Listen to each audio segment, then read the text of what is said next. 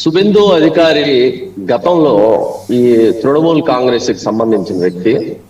అలానే నిన్నటికి నిన్న సౌమిత్రా ఖాన్ అనే ఒక ఎంపీ ఆయన ఓపెన్ గా చెప్పాడు, బీజేపీతో తృణమూల్ కాంగ్రెస్ కి సంబంధించిన ఎమ్మెల్యేలందరూ మాతో టచ్ లో ఉన్నారు అనే మాట ఆయన స్పష్టంగా చెప్పాడు.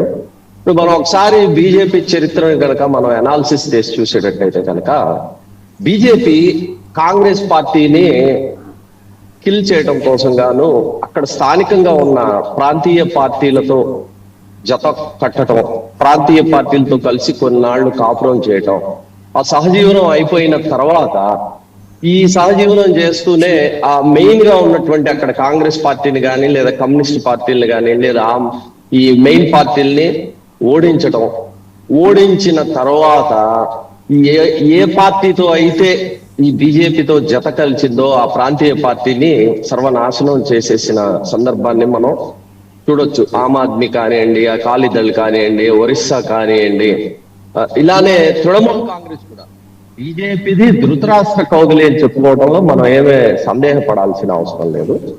ఈ రోజు ఈ మైండ్ గేమ్ ఒకటి జరుగుతుంది. ఈ మైండ్ గేమ్ లో భాగంగా నాకు తెలిసినంత వరకు తృణమూల్ కాంగ్రెస్ లో మీరు చెప్తున్నారు కదా మేము వెళ్ళిపోతామని చెప్పి లేఖ రాశారు అని, 60 మంది కాదు 60 మంది వెళ్ళిపోయి బీజేపీలో చేరడం కానీ లేదా బీజేపీ 60 మంది కాదండి, 40 మందే.